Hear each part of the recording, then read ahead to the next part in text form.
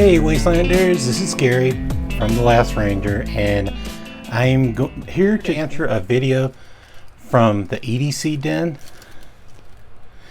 He did a open tag challenge. He said roughly, what knife started it all for you?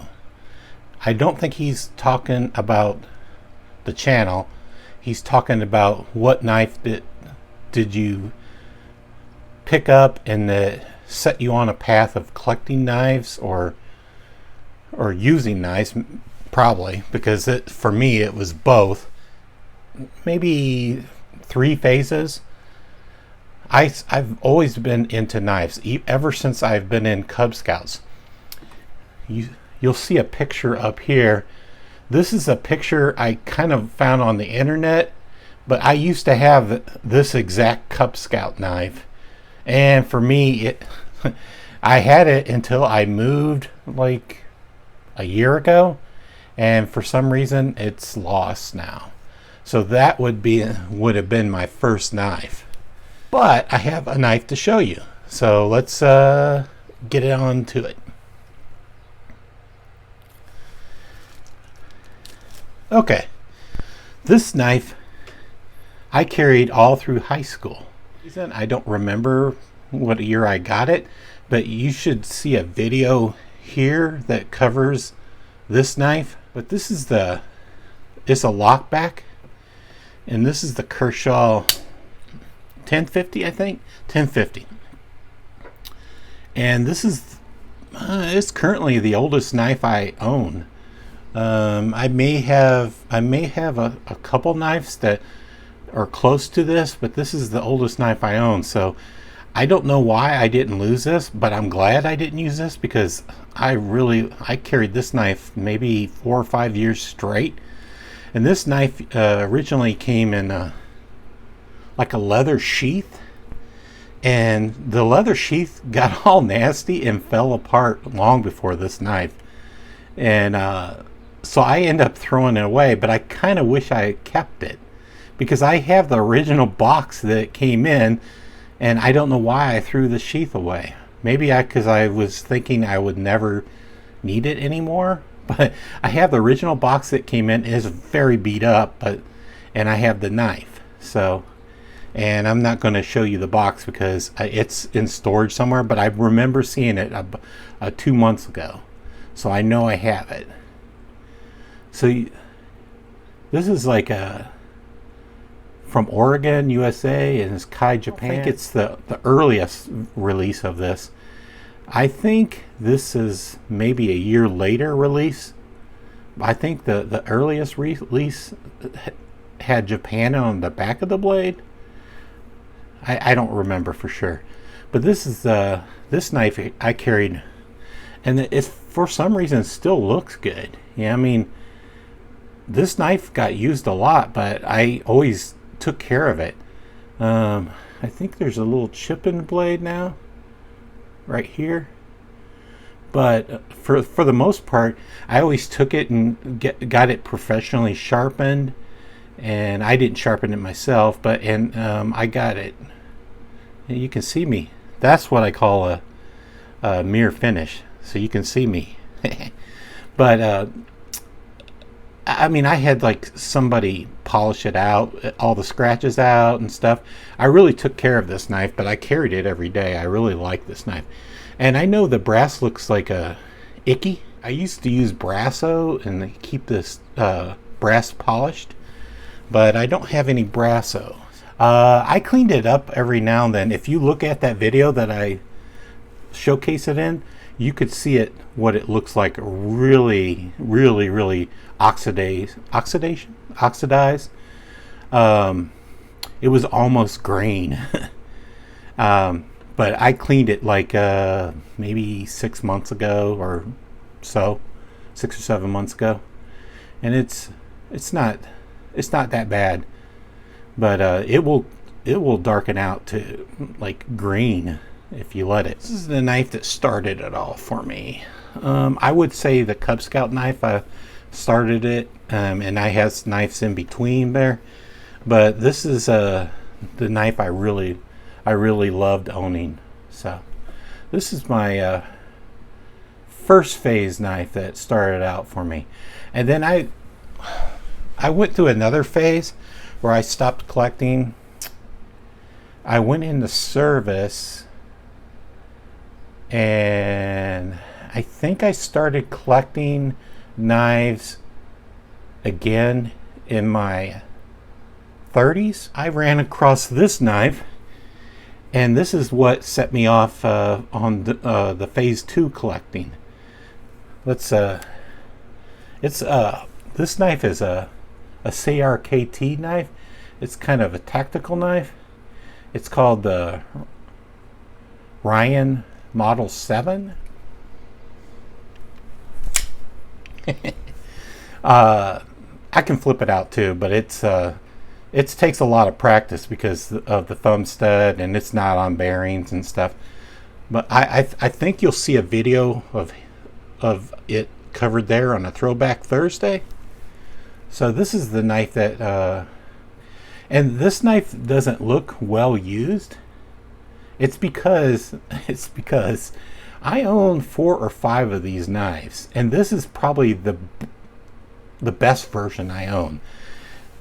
I think I lost 2 versions of this, but I have another version that's in a gun case, and this is primarily like the newest version. I don't think this has been carried at all. I don't know what happened to the other 2, but I like this knife so much. I had at least 4 versions of it. I think I had a 5th version in Desert Tan, but the other versions just look identical to this. So it features the lock system, so you can just lock it up. Yeah, I really like this. And then I want to say this is a tie. This is a tie with another knife that got me into collecting, because I probably bought this a little bit before this other knife, but this knife, the Kershaw Knockout, I fell in love with too. So I always say these 2 knives combined got me into collecting in the second phase. And again, this is knife it looks a little used, but the paint, I'm not a hard user knife. I don't like throw it around on rocks and shit. But I have another version of a knife. It was a black handle. It's the same Kershaw launch, and it was bought at the same time. And you can see there's no American flag on it. So it's a first release version where they didn't. It was made in the USA, but they didn't put an American flag on it. They did that later. So I had a black one, and it's a lot more beat up. Again, I can't find it. I think it was lost in the move. And I have another green one. It was lost in the move too. But I had how many? So if I had the 2 that I lost, 2, 3, 4, 5, 6, 7. I think I have 7 if I had. So currently I can find 5 of them. So yeah. So when I really like a knife, I will just like buy the same knife. I'll like buy the different steel versions and different colors, but basically the same knife over and over. So these 2 knives I really liked, and this is during my second phase. And so I finished out my second phase, and I think I stopped collecting maybe 2005 to 2007. I don't remember. And I stopped collecting, and then thanks to the pandemic and what is it, 2020, March to May 2020, I started like getting into knives again because I had a lot of time, and and I was watching so many videos, and I just I didn't see this particular knife in the video. Let's try to get it in. I didn't see this knife in the video, but I saw a video on Winkler knives, and I collect fixed blades too. I could show you some old fixed blades that are old as this. Again, they were stolen from me or lost. I had a fixed blade when I was like 10 years old. Me and my brother played a game of chicken, and we'd stand with our feet in front of each other, and we take turns throwing the knife and at our foot and into the ground, and seeing how close we could get. And sometimes the knife went in the foot. But again, I lost that knife, and it was so old. It was so old that I had wrapped tape around the handle to hold the handle together. But the blade was, the knife was so blackened and scarred. Oh, it killed me to lose that. It's just a sentimental thing. So anyway, I started the third phase of this collecting, and this was the first knife I had on my channel. Just check out that video. I don't think I talk at all on the video because that was just after, maybe 6 months after I had a stroke, and I couldn't talk all that well anyway. I still can't talk all that well, but I could talk maybe a sentence or two without like stumbling. But anyway, this is the knife I picked up on, you'd probably say, open the damn box. So this is a Case Winkler knives. It's a combination. They got together and they produced like hero knives. Let's show you the paperwork because I really like this knife, and I don't want to abuse it. This is a collectible for me. I have another Winkler knife, and I don't have a problem with abusing that knife, but I want to collect this knife. So it has a nice paperwork. It's Clint Romicia. It's the American Heroes knife series. So this is the only one I got because it just spoke to me. I just really love how it looks. And I love this. I love everything about it. It's so sexy. So let's show you the knife. So this is the really cool, like Kydex sheath with the star. And like I said, I can't like wear this knife, but I just view it as a collectible. You know, like if we had a civil war broke out or anything, or zombies attack, I would have no problem using this knife. But for the meantime, I just want to treat this knife as a collectible. You can see it's the 8, what is it called? I'm trying to look through the camera. It's 60 CRV2, made in USA, ham bone, and that's probably steel, I think. And on the other side, it's the Winkler Knives logo, and I dig it because it's embossed in the steel. So this is the star pattern. This is some specs. It's tough 80 CRV2 steel, not 60. You can see the specs for this, the handle, overall length.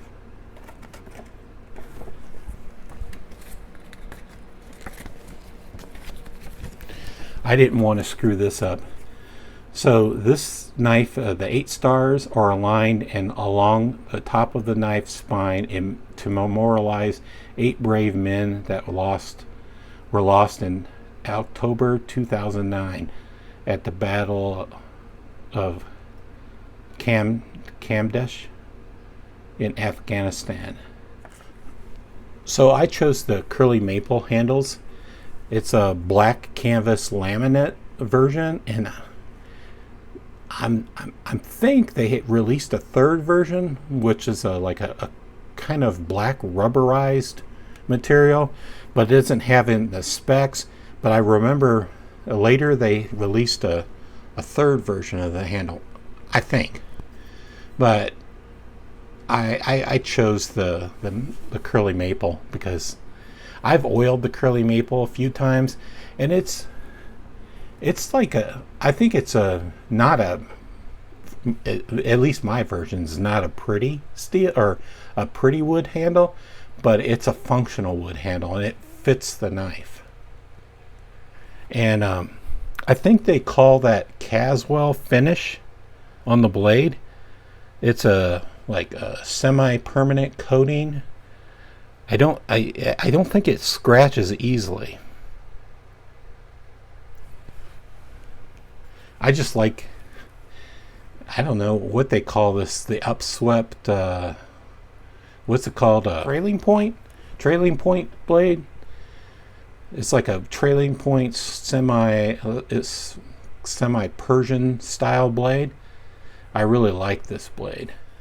This Kydex has like some kind of felt inside, so when you insert it in there, it's not straight Kydex. It's kind of soft material that protects the blade. I think everybody, I mean, some people will see this as a collectible and like me, and not a user, but I should probably buy two. I don't know if they're still available. I appreciate Sean from the EDC DEN from tagging me in the video, and I always wanted to showcase this knife especially, and again cover this knife, but this was going to be a Throwback Thursday knife, and maybe I'll think of something to still do a Throwback Thursday knife version of this knife. And I don't know if I'll give this a review because a lot of people will probably ding me because I don't use this knife, but it's just a collectible for me. All right, take care, Wastelanders. By the way, that's another zombie fighter from the team of Joe Smith. You remember I showed you a video on that figure. So they're in the same box. This is a sniper. Before I started the video, I broke the sniper scope off, and so I have to repair it. I mishandled it, and he has a M203 grenade launcher. He has, like in the pistol version, backup. He has a Beretta M9 on here. Goes hand to hand with the zombies. He has like a, what do you call it? A katana, or I don't. It's like a little the shorter version of the katana. But it's perfect for 1/6 scale. You can imagine him holding it. But I have a longer version, a true katana. This is, I gave another figure, so. He has some goggles to keep his sun out of his head, his eyes. But anyway, I could go on and on about figures. Take care.